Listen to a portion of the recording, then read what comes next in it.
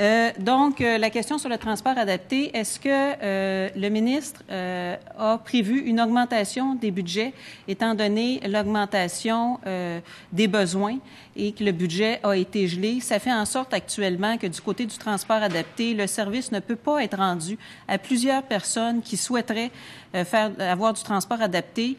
Actuellement, le service est assuré pour les cas de maladie, là, l'hôpital puis tout ça, mais même pour le travail, pour la formation et certainement pour les loisirs. Et comme je l'ai déjà dit plus tôt, pour les loisirs, je pense que c'est nécessaire parce que ça permet de sortir les personnes de leur isolement et on se rattrape en coup de santé. Donc, je crois que ce service-là devrait être offert. Donc, est-ce qu'il y a une prévision de la part du ministre des Transports d'augmenter l'enveloppe de 90 millions en fonction des besoins qui augmentent extrêmement rapidement actuellement pour le transport adapté? Oui, alors écoutez, il y a plusieurs éléments dans ça. La première chose, Monsieur le Président, que je peux vous assurer que le transport de personnes adaptées est, pour moi, personnellement, une grande préoccupation. Il faut avoir beaucoup de compréhension. Je l'ai déjà expliqué ici. Le transport adapté, il y a 25 ans, une personne qui avait un handicap, qui avait un déficit au niveau moteur, devait apprendre à vivre avec. Aujourd'hui, on essaie de faire en sorte que les personnes aient une vie la plus normale possible. Dans tous les exercices budgétaires que nous avons subis, c'est vrai que ces 90 millions, ça n'a pas augmenté, c'est vrai, mais ça n'a pas diminué non plus. Alors que beaucoup de budgets ont été diminués, celui-là, nous avons, au ministère des Transports, réussi à le maintenir. Alors, l'autre chose aussi, c'est que nous continuons d'adapter des véhicules pour que les personnes à mobilité réduite puissent se déplacer. Alors, on a maintenu le budget, mais un autre phénomène, Monsieur le Président, je pense qu'il n'est pas négligeable et qui a été, je pense, une surprise agréable pendant la revue article par article du projet de loi 76, c'est que dans la région métropolitaine de Montréal, dans les 82 municipalités, qui seront touchées par la loi 76, la mobilité des personnes à mobilité réduite va être grandement augmentée à l'intérieur parce que, justement, on a expliqué, pendant l'étude article par article, que, par exemple, quelqu'un qui demeure, imaginons, à Chambly, pourrait se rendre au centre-ville de Montréal et aller visiter la famille. Alors, le débat là au projet de loi 76. Mais je rappellerai, Madame la députée, que ça touche 50% de la population du Québec, juste là. Alors, c'est une belle amélioration. La question était sur l'augmentation du budget et il y a donc, malheureusement, vous ne voulez pas d'aucune façon vous engager à augmenter le budget en fonction des besoins dans les prochaines années. C'est ce que j'entends. Puis du côté du montant qui était disponible. Du montant qui était disponible pour, vous pourrez répondre, mais du montant qui était disponible pour adapter les véhicules, qui était de 20 000 $ par véhicule, il y a eu une coupure à 15 000 $. Est-ce que vous avez l'intention de rétablir le montant à 20 000 $? Parce que c'est sûr que ça fait en sorte qu'il va y avoir moins de véhicules qui vont s'adapter du côté du transport adapté. Donc, l'enveloppe de 90, puis je vous demanderais, j'ai plusieurs questions dans ce bloc-là sur plein de petits sujets, fait que si c'était possible d'avoir des réponses courtes. Oui. Donc, l'enveloppe du 90 millions et si vous pensez rétablir là, à 20 000 $ le montant de subvention pour adapter un véhicule pour le transport adapté. Ministre. Répondre à la première question, le budget de l'année 2015-2016 est de 90 millions. Je ne présumerai pas du budget de 2016-2017.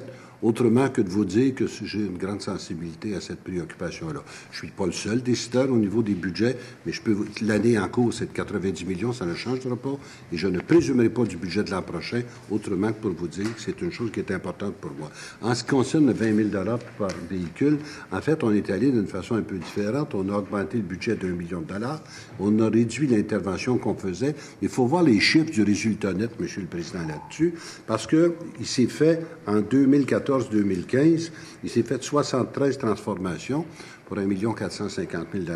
Et 2015-2016, avec cette augmentation-là, on est passé de 73 véhicules qui avaient été adaptés à 165 au cours de l'année pour 2 492 000 $.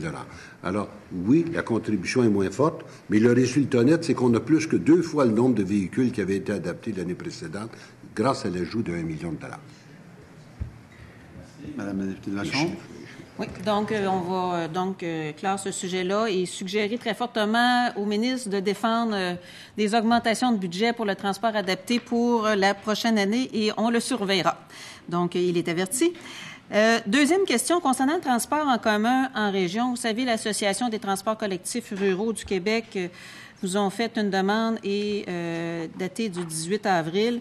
Il y a eu une coupure dans les surplus accumulés pour le transport collectif en région. Il faut comprendre que ces surplus accumulés-là servaient pour faire la transition entre les années parce que le budget n'était jamais assuré d'une année à l'autre et que le budget rentrait pas nécessairement en début d'année. Donc, les gens avaient assumé des fois un certain nombre de semaines ou de mois. Donc, c'était normal. C'est un peu comme pour leur fonds de roulement. Je suis certaine que le ministre est capable de comprendre ces notions-là. Donc, il y a eu des coupures importantes. 30 et un changement de seuil qui fait en sorte que pour les transporteurs collectifs des régions, ça faisait des coupures extrêmement importantes pour cette année à absorber.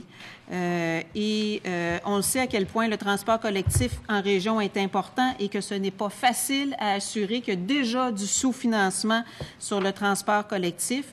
Donc,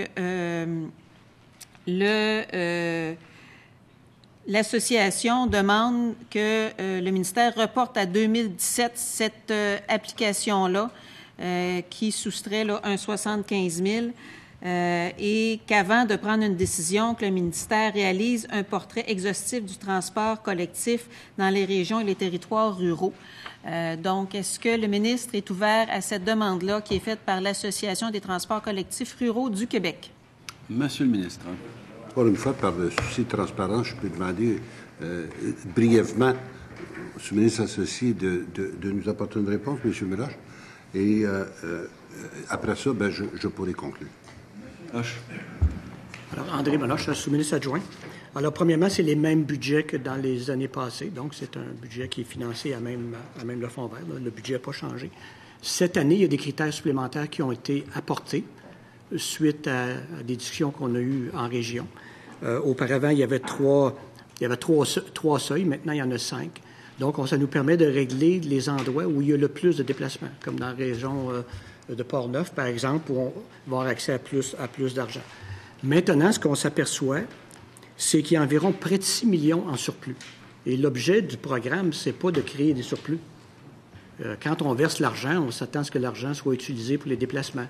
Donc, ce qui est demandé cette année, c'est qu'une partie du surplus serve à qu'on diminue le surplus. Mais il y a eu des consultations et des discussions avec l'ensemble des intervenants. Mais le budget, globalement, ne change pas. Madame la députée de Vachon. Mais je comprends qu'il y a eu des coupures qui ont été faites dans les surplus accumulés et que ces surplus-là accumulés servaient de fonds de roulement pour les organisations. Et donc, vous comprenez que ça les met dans des situations problématiques et elle vous demande de surseoir à cette coupure-là dans les surplus accumulés. Est-ce que vous acceptez de surseoir à cette coupure-là dans les surplus accumulés qui ne sont pas des vrais surplus, là, qui servaient de fonds de roulement aux différents organismes de transport? Monsieur le ministre. Juste une petite remarque, Madame la députée de Vachon. Quand on s'adresse surtout à un fonctionnaire, je préférais que vous passiez vers le président. Ça va. Pardon? Oui, mais vous pouvez parler au président même si vous regardez le fonctionnaire. Oui. Monsieur Meloche. Alors, je dirais simplement que l'information qu'on a, dont on dispose, c'est qu'au 31 décembre 2014, les organismes admissibles aux subventions ont accumulé des surplus de l'ordre de 5,8 millions de dollars, soit 70 % du budget disponible pour 2016. Alors, c'est certain qu'encore une fois, l'objectif est de ne pas accumuler des fonds un peu partout au Québec. L'objectif, c'est d'offrir des services. Maintenant, pour chaque cas où il va y avoir des difficultés, on va les examiner un par un pour s'assurer que personne ne va être, défavorisé par l'arrivée des nouveaux critères. On comprendra aussi, Monsieur le Président, que si le surplus accumulé représente 70 % du budget annuel, pas du fonds de roulement, ça, là. Non, c'est ça. Exact. On parle littéralement sur 12 mois, l'équivalent d'à peu près 8 mois et demi de fonctionnement. C'est pas du fonds de roulement. Le fonds de roulement, c'est à la semaine, c'est 2 semaines, gros max 1 mois. Et là, on est rendu qu'on ait 2 tiers de l'année et plus de fait, avec simplement le surplus. Le problème qu'on a, puis je pense qu'on va tous être d'accord avec ça, Monsieur le Président, c'est que c'est là pour servir à transporter du monde. C'est pas là pour accumuler des surplus au cas où, là. Okay. Je comprends l'argument du fonds de roulement, mais c'est plus du fonds de roulement rendu à cette hauteur-là. Merci, Madame la députée de Vachon. Oui, en fait, il y a 2 volets. Il y a le volet fonds de roulement, mais il y a aussi un volet qui est la subvention pour l'année. Elle n'est pas versée en début d'année. Donc, les transporteurs doivent assurer le financement d'un certain nombre de mois. Donc, lorsque vous me parlez de 8 mois, s'ils doivent assurer un 3-4 mois parce que la subvention n'est pas rentrée, vous comprendrez que dans ce temps-là, ça exige une gestion donc beaucoup plus ouverte. Et ce qu'on a comme information de la part des transporteurs, c'est que ces nouvelles modalités-là vont les obliger à revoir à la baisse l'offre de transport collectif dans leur territoire. C'est elles qui le disent, là. Donc, moi, ce que je vous demande, c'est minimalement, je pense qu'il devrait y avoir une rencontre avec le ministre et les gens de transport collectifs ruraux du Québec.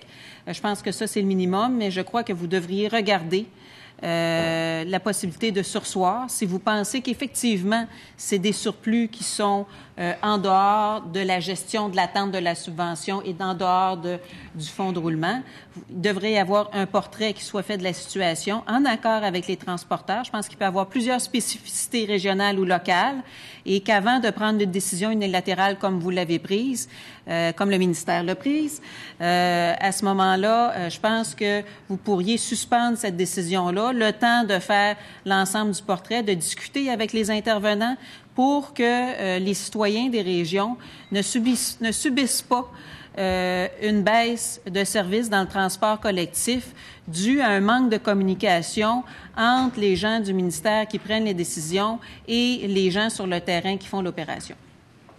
Monsieur le ministre. Monsieur le Président, d'une part, là, on n'a aucun problème à rencontrer les gens du milieu avec les personnes compétentes à l'intérieur de mon équipe, mais je rappellerai simplement que tout ce pli qui est accumulé, ça s'est fait sur le dos du transport collectif dans cette région-là.